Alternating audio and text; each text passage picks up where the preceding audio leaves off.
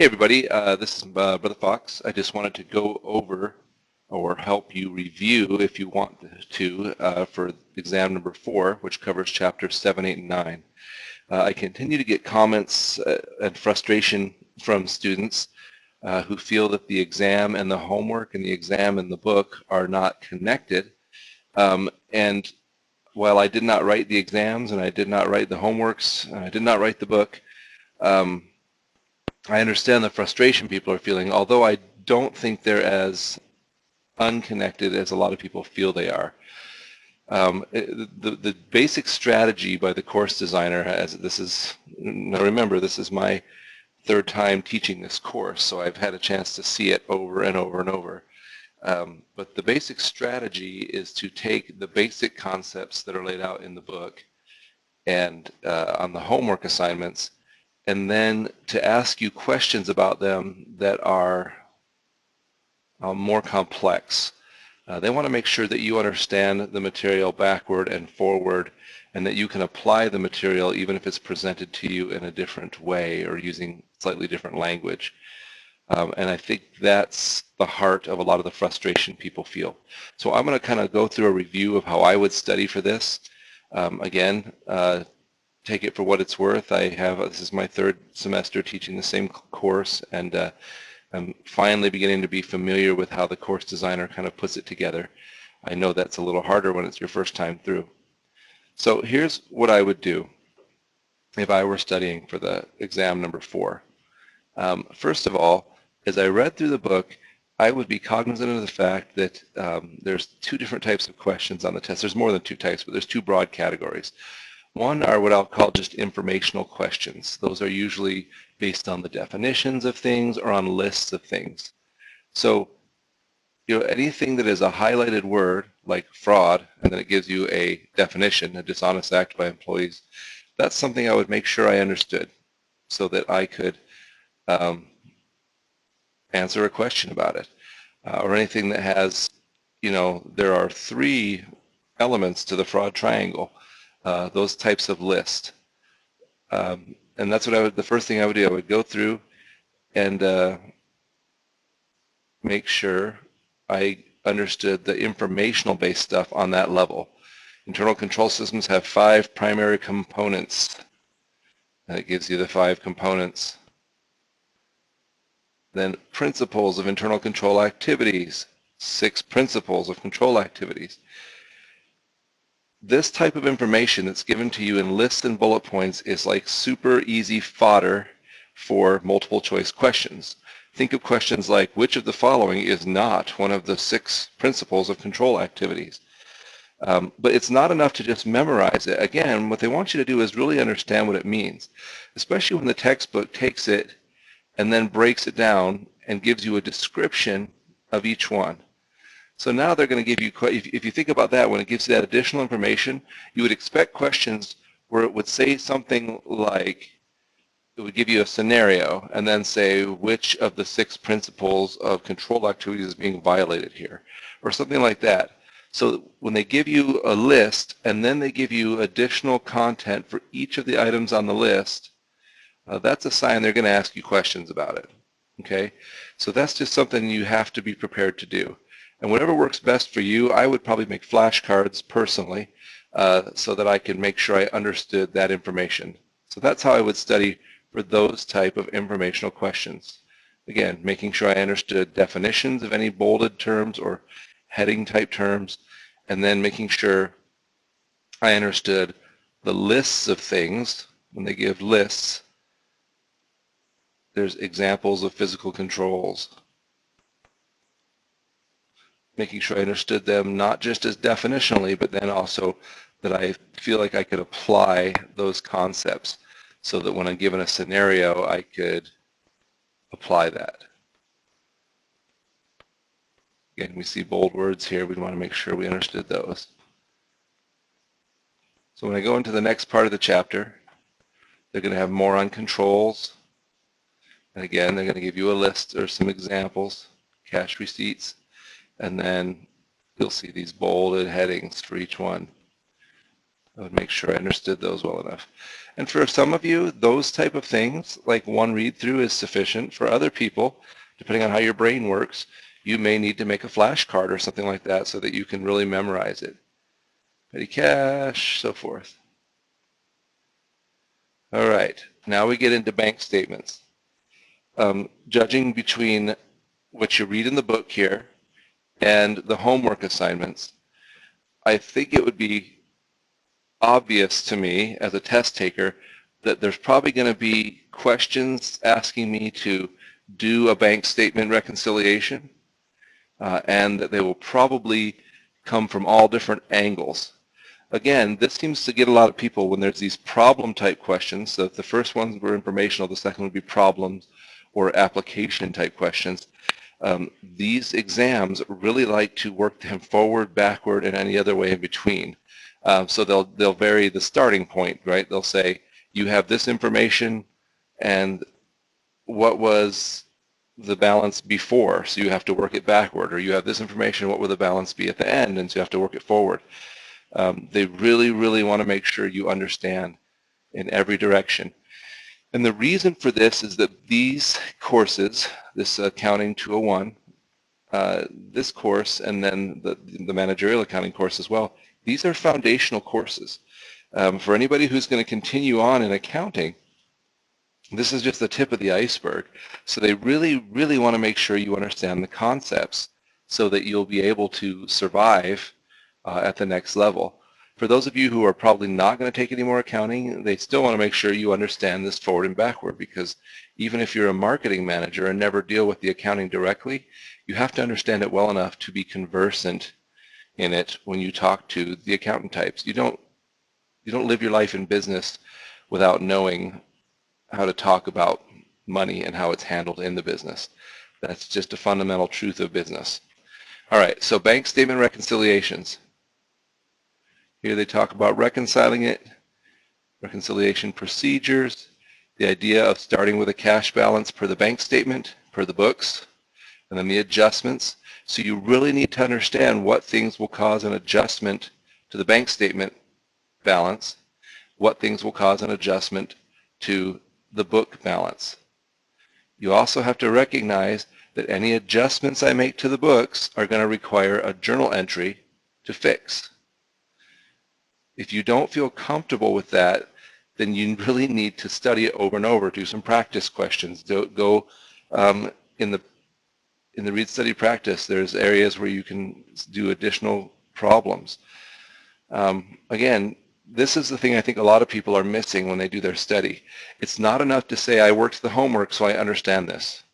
You've got to work the homework with an eye toward deeply understanding the problem, understanding it so that you could work it backward and forward, so that if they started you in the middle of the problem, you could move in either direction. That's probably what it takes to get an A on these exams. And there's students who do it at every exam, so it's not impossible. And for some people, they'll put in all the time in the world, and that will be very hard for them because their brain just doesn't wrap around accounting the same way. And for others, they'll put in less time and they'll get that A. You have to understand your brain and how it works, and you have to kind of fight for your grade. You have to put in the time and effort, even if it's extra. Here they do a bank reconciliation illustrated. So again, I just by looking at the amount of time and energy that the chapter spends on bank reconciliation, and then looking at how the homework is structured, it would be obvious to me that they're going to spend a lot of time on the test or the exam in bank reconciliation. So we get to the reporting cash section, and this seems to be really focused on recognizing what a cash equivalent is. And so you might look at that and say, I would expect a question that's something along the lines of, here's a list of current assets, and then they're going to say, well, how much is the cash and cash equivalents, right? So you'd have to differentiate and say, okay, which of these current assets is a cash and cash equivalent and which one isn't? So if you don't understand it to that level, you need to study it till you do. And managing and monitoring of cash. There was another list, basic principles of cash management. 5 basic principles, and then they give you a list, right? That's the type of stuff that just obviously someone's going to make a question about. Cash budget. Here they have these little do-it problems, and they have you actually work one out. This idea of this company needs to have a certain amount of money each year or at the end of each period, so you take how much they had, you add in the receipts, that tells you how much is available, you take away the amounts they paid out, the disbursements, that tells you how much they have. You know that they need at least $15,000, so how much do they need to borrow, right? Again, that just smells like something you'll see on an exam. And so as you study, there's two kind of foci. One is, what do I expect to see on the exam so I can prepare for it? And two is, what do I really need to know? Because we know that those things aren't always the same things in real life, right? So you want to make sure that you're understanding it on both levels. Try to think like the exam maker, and as you read through these things, say, this really looks like something they're going to ask about. But also try to think like, how do I need to understand this just so I understand what accounting is? I realize the things I'm saying take a ton of effort, but that's kind of what's expected in a college course. So that's Chapter 7. Chapter 8. So this is the one about receivables. Again, we can just kind of look through it and see the types of things. So first of all, you have terms in bold. Those are terms you need to know definitions to. A lot of times when they'll do these lists, like accounts receivable, notes receivable, others receivable, when I see lists like that, I expect questions along the lines of that are trying to get me to differentiate between the two. Like, a simple question might be, what's the difference between this? But a less simple one might be something like, the payment of interest goes along with which type of these accounts. And you could have to say accounts payable. No, they don't typically have interest. Notes payable, they typically do. Again, so look for the terms and look for the ability to differentiate between the different types of accounts. Accounts receivable. So now they're going to give you more time, and they're going to, so again, as I look at these and I look at the types of homeworks, I might expect a question about receivables and about the valuing or aging of accounts receivables. I believe in Chapter 8 there was pretty much no time spent on the allowance for doubtful accounts in the assignment. In other words, there weren't really any problems asking questions about that. That's a sign that you probably won't have to know that very in depth for the exam. You should know enough.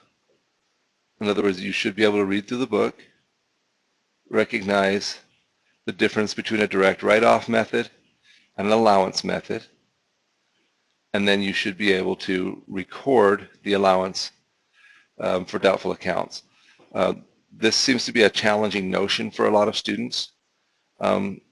Just remember the basic principle behind it is the matching principle, and that is we want to be able to match up our expense, in this case bad debt expense, with the revenues. And so if we wait till next year when we know the customer is not going to be able to pay us to write off that allowance, to write off the bad debts, then it won't match up with the revenue. So instead, at the end of the period, we make an estimate as to how much we think we will not receive, and then we do an entry that does a bad debt expense and takes the allowance.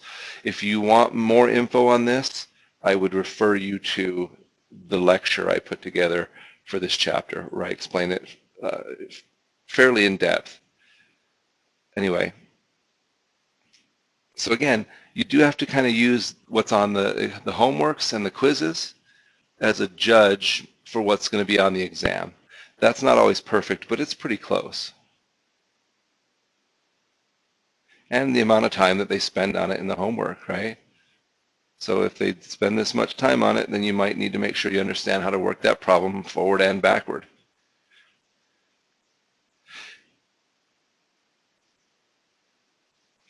Notes receivable. We're going to talk about interest. They spend a fair amount of time getting you to compute the interest, right? There's a list of 5 issues accounting for notes receivable. That smells like a test question. And then the ability to actually apply those things smells like a more complex problem question. Determining maturity date, especially when it's days involved, that's confusing for people, something you need to make sure you know how to do. Computing interest, face value times interest times time. Might you expect things that work this forward, like they would give you the face value, the interest, and the time, and you would calculate the interest, the rate and the time, and you would calculate the interest? Yeah, I would expect that. I would probably also expect something where I get the annual interest rate and the time and the amount of interest, and they ask me, like, what's the face value? Or I get the face value and the time and the interest, and they say, what was your interest rate? In other words, I would expect them to make me work this problem in different directions to make sure I fully understand it. That's what I see as I review this information.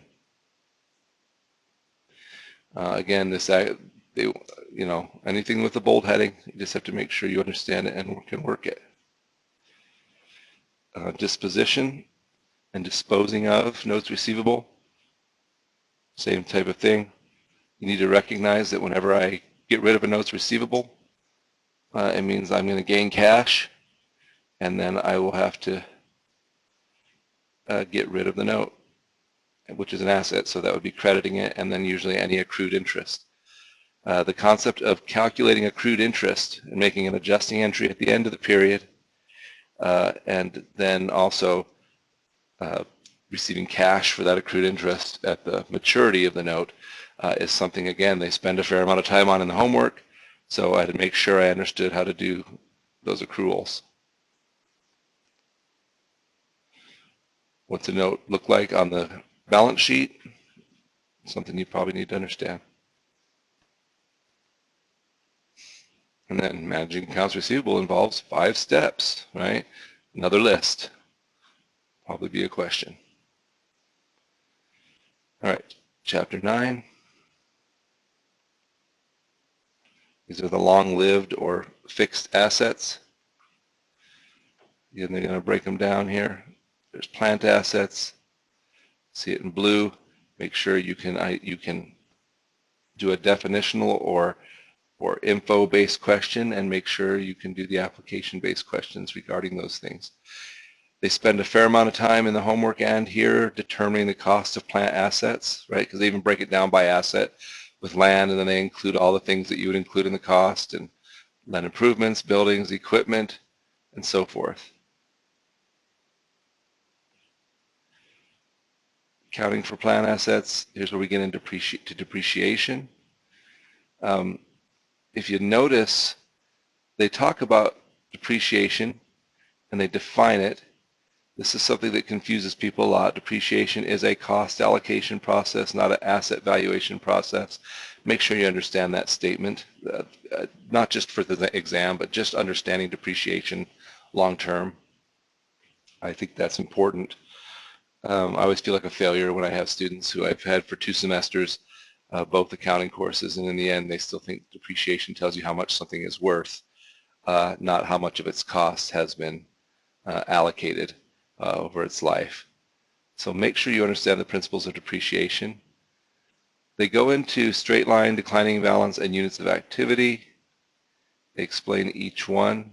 You probably should know how to calculate each one. But you also should probably recognize that your homework focused almost exclusively on the straight line. So you're going to see more of that most likely on an exam than you would the others.